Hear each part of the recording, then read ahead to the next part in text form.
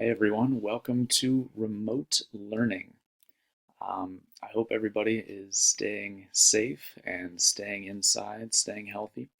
Um, I know you've missed seeing my face every day, so here it is. You even get to see the long, lovely locks, but I am going to go away now. And let's talk about getting prepared for online learning. First thing is calculator. Okay, if you need a calculator, here are a few free apps that work great. All right, for the first one is just for iPhones. It's called Calculator 84. If you just search that on the App Store, you see this icon. It's a great free app. It looks just like the calculators we use in class. Same with the second one, Rabbit EMU. This one is actually just for Android phones. But again, if you just search that on Google Play, you'll see this icon. You can download that. And another option that's on both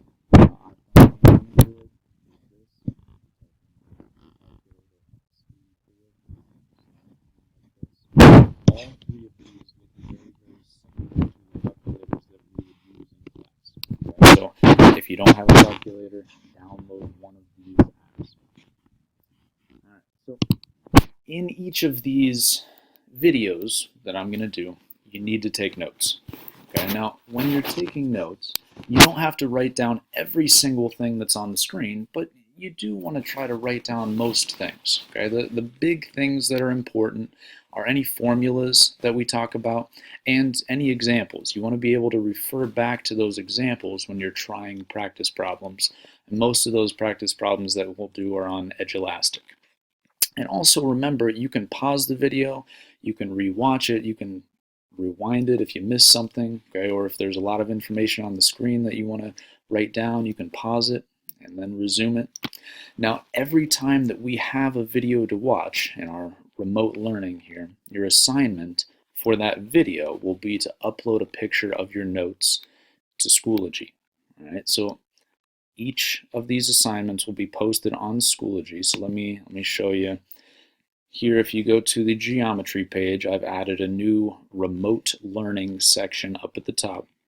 So within this, every week will have its own folder. So here's our first week of April 6th through April 10th.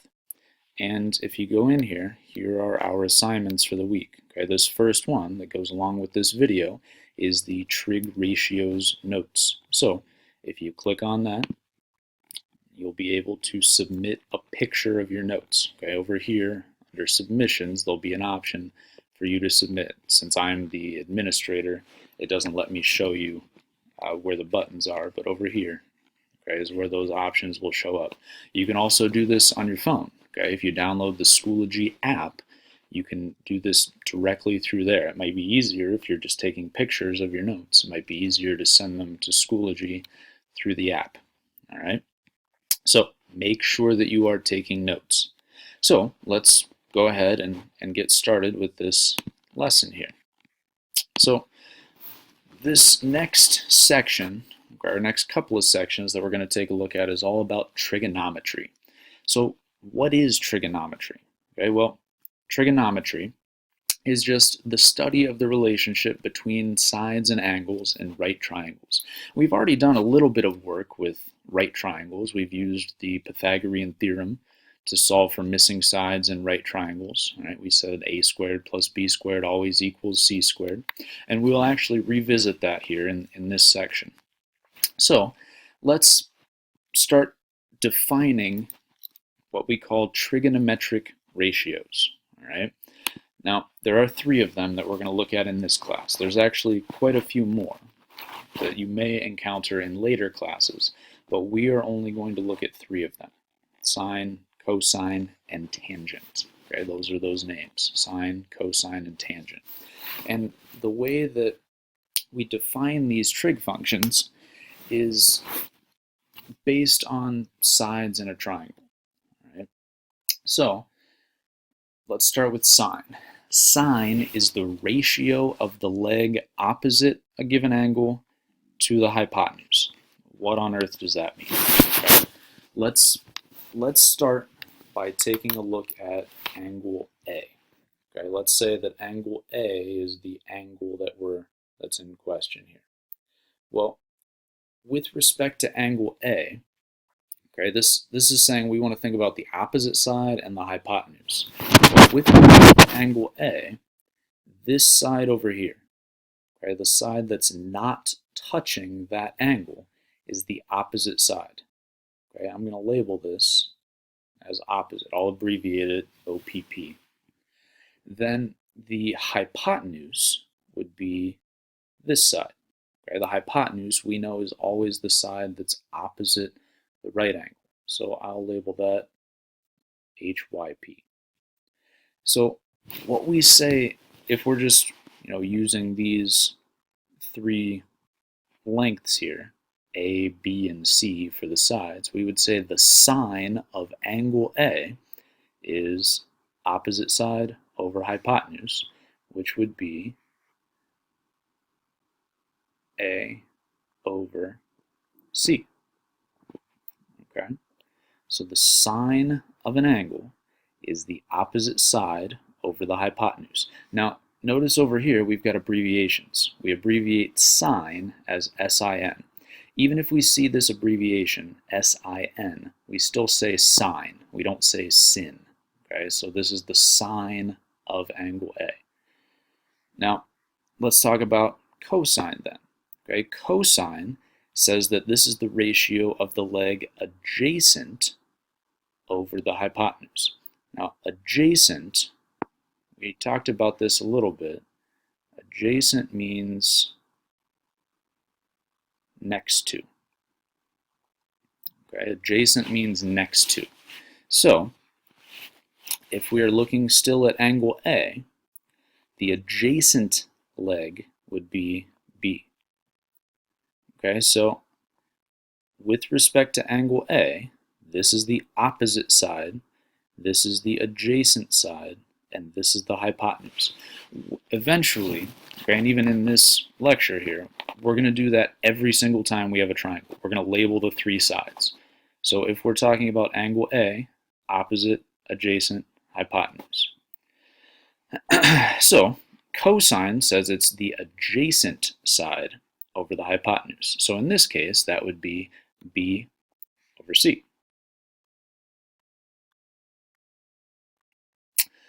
Now, tangent, our final trig function, says the ratio of the leg opposite over the adjacent. So with respect to angle A, opposite over adjacent would be A over B. Okay? Now, we can do this same thing for angle B. I'll do this one in purple. So with respect to angle B, we can relabel the triangle. Okay? Let me erase what we have here so that you don't get too confused. So now, with respect to angle B, the opposite side is going to be over here. Okay? This will be the opposite side with respect to B. And then this will be the adjacent leg. The hypotenuse doesn't change. Right? The hypotenuse is always the side that's opposite the right angle. So this is still the hypotenuse. So the sine of angle B, we say, is the opposite side over the hypotenuse. So in this case, sine of B would be B over C. For cosine, adjacent over hypotenuse will be A over C. And then tangent of B, opposite over adjacent, will be B over A. Okay? So let's first take a look at an example where we put some numbers to that. And then I'll show you a trick to remember all of this. All right? So let's look at this example here, where we're given the three sides. Okay, so I know this side's 5, this side's 12, and this side is 13. So first, we want to find sine, cosine, and tangent of angle A. So with respect to angle A, let's label the triangle. So the opposite side, the side that's not touching angle A, is going to be over here. This will be opposite. Then the adjacent leg, okay, is the side or the leg that is next to or part of that angle, and then the hypotenuse we know is the side opposite the right angle. Now also remember we talked about the hypotenuse always has to be the longest side, so that's another way of double checking that you have the correct hypotenuse. So for sine, cosine, and tangent of A, we just said the sine is the opposite side over the hypotenuse. So that would be 5 over 13. The cosine of angle A is the adjacent side over the hypotenuse. So that will be 12 over 13. And then the tangent of angle A is the opposite side over the adjacent side. So 5 over 12. Okay? Now, we can do the same thing for angle C. I'm going to erase what I have here. And let's do this one in blue. So with respect to angle C, this is now the opposite side. All right? The side that's not touching angle C. The hypotenuse doesn't change. All right? The hypotenuse is always the side opposite the right angle. And now the 5 will be the adjacent side. All right? So the sine of angle C, opposite over hypotenuse, is going to be 12 over 13. The cosine of C, the adjacent over the hypotenuse, will be 5 over 13. And the tangent of C, opposite over adjacent, will be 12 over 5. Okay, so that's an example where we put some numerical values to this. So let me talk about a little trick to remember this. Okay, so, ka, toa. Right? So, SOH stands for sine is opposite over hypotenuse. Okay, so that's what we just talked about, right? So we're saying that sine is equal to the opposite side over the hypotenuse. All right? Ka, C-A-H, is cosine is adjacent over hypotenuse. So cosine is equal to the adjacent side over the hypotenuse. Then finally, toa, tangent is opposite over adjacent. So the tangent of an angle is the opposite side over the adjacent side. All right. Now, I have also posted a little video that I encourage you to watch. It's not me, okay? It's somebody else telling the story of Chief Soka-Toa. Right? It's just a little corny video that can help you remember this little wordplay. So-ka-toa. Sine is opposite over hypotenuse, cosine is adjacent over hypotenuse, and tangent is opposite over adjacent. All right? So let's do 2 more examples. Okay, one where we are given these 3 sides. All right, so again, if we want to start with W, well, 12 would be the opposite side, 9 would be the adjacent side, the leg that's touching, and 15 would be the hypotenuse because that's opposite the right angle. Now the sine of W would be opposite over hypotenuse, which would be 12 over 15. Now, whenever we can reduce fractions, we do want to do that. So 12 over 15 would actually reduce to 4 over 5.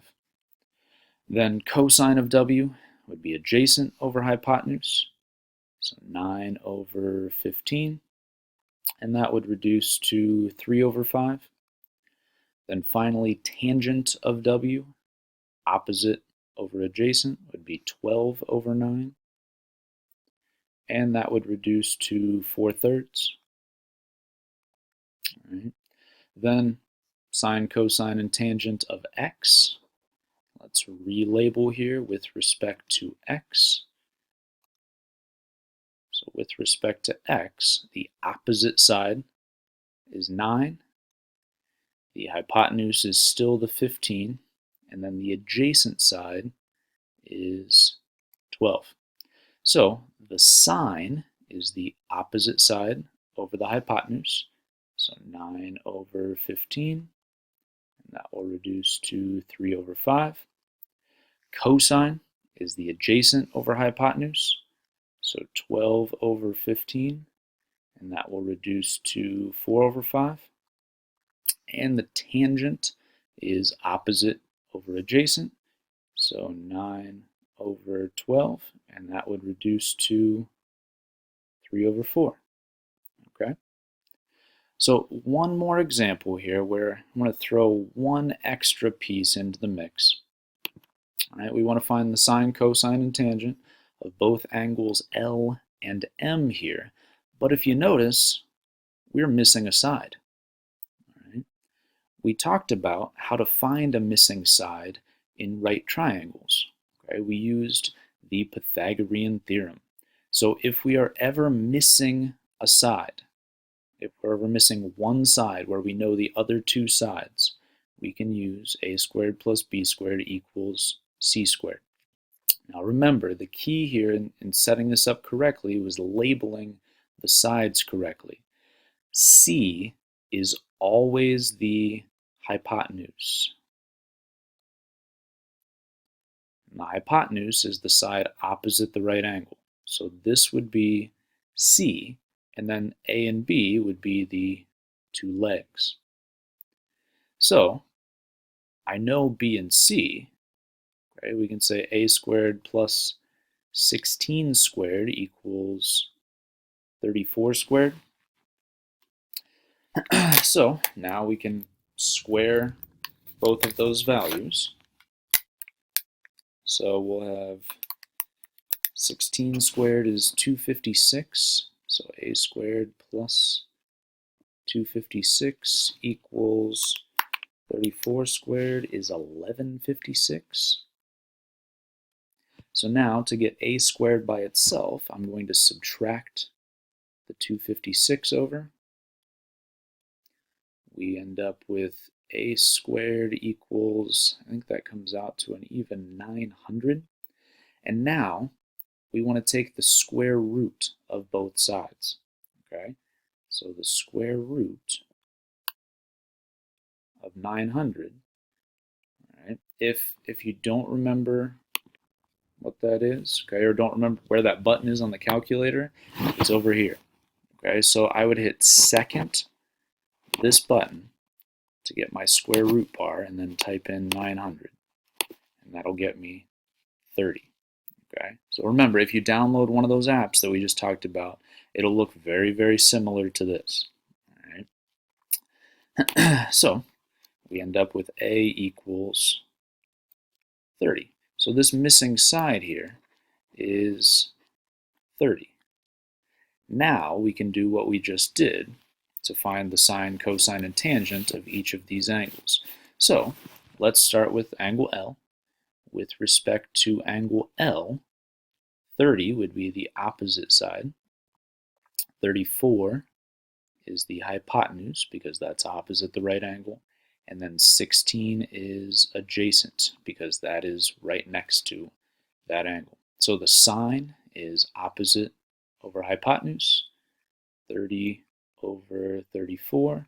And again, reduce whenever you can. So that would reduce to 15 over 17. Cosine of L is adjacent over hypotenuse. So that would be 16 over 34, which would reduce to 8 over 17. And tangent of L would be opposite over adjacent. So 30 over 16, which would reduce to 15 over 8.